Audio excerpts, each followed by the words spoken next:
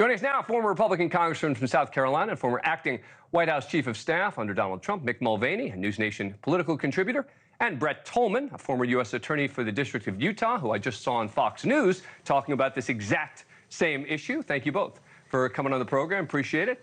All right, so Mick, do you think this is real? I mean, is this just sort of threats and venting, or is this real?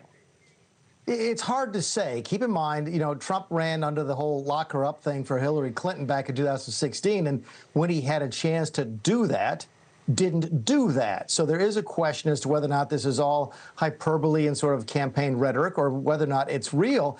I guess my question is, what's wrong with making it real, Dan? Seriously, what's wrong with making the Democrats live by the same standard that they have made Donald Trump live by? What's wrong with going into Joe Biden's background, his last 20 years worth of tax returns? What's wrong with going into Elizabeth Warren's tax returns for the last 20 years to see if there's anything that is marginally close to being illegal and then bringing criminal action against that? What's wrong with making Democrats live by the same standard that would Donald Trump live by? Right, but that would suggest that there really is no real wrongdoing by Donald Trump, right? But that they literally just tried to find things against him, and as a result, that's why they investigated him. I mean, the reason I believe Alvin Bragg brought the Manhattan case is because he got so much heat from the left for not bringing the fraud case in Manhattan, right? And he's getting yelled at by this former prosecutor who worked in his office who said he should have brought the case. He didn't bring that case. The left is getting furious at him, so he brings this case instead.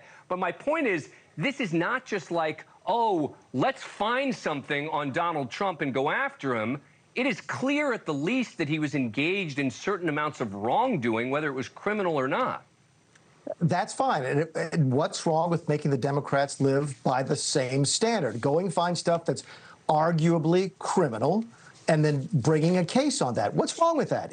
Listen, I'm not happy that the standard has been lowered to where it is. I'm not happy that Donald Trump has been charged with this and that this is now the world that we live in. But I don't understand why all of this wailing and gnashing of teeth over making Democrat elected officials live by the same standard that Donald Trump has. But let me ask Brett Tolman this, because I heard you talking about this on Fox. It seems to me that Democratic officials are living by this, right? I mean, putting aside Hunter Biden, who's now being prosecuted, Senator Bob Menendez is currently being prosecuted, a U.S. senator. Representative Henry Cuellar was just charged, also a Democrat, who would be a critical seat to lose for Democrats. In the last couple of years, former Louisiana Democratic Party Chair Karen Carter Peterson, former Tallahassee Mayor Andrew Gillum, who ran against Ron DeSantis, former Representative T.J. Cox, Representative Cori Bush is under investigation, New York Mayor Eric Adams is under. This is all in the last 2 years. I don't understand what this notion is that somehow Democrats aren't being investigated or charged.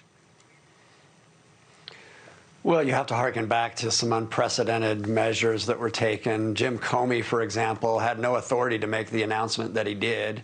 He circumvented the Deputy Attorney General and the Attorney General at the time when he proclaimed that no reasonable prosecutor would prosecute Hillary Clinton. But didn't that hurt Hillary Clinton? I mean, that was a violation of Hillary Clinton's rights, right? I mean, the fact that he's talking about her, right? No, I mean, he clearly indicated that there was no basis to prosecute, right? So that's where the department was. And I think that sticks in the mind of many people in this country that, okay, that's fine if you're going to apply that same standard. But then you have, and is it just coincidence, Dan? Is it coincidence that you have November, the president of the United States, indicating that he's not going to let Donald Trump become president again, and within days you have coordinated investigations that come in 2 states and two federal criminal investigations. And then you have a rocket docket applied to each one of those that I've never seen. I've practiced 25 years in the criminal justice system. I've never seen a case like Alvin Bragg's that's been pieced and hobbled together. And I agree with everything you said about the case in terms of whether it should have been brought or not.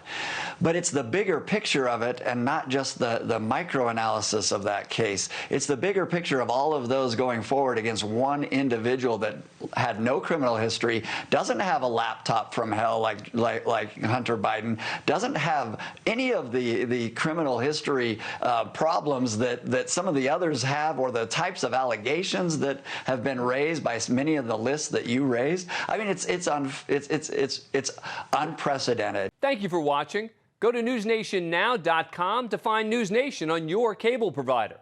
And don't forget to click the red subscribe button below to get more of NewsNation's fact-driven, unbiased coverage.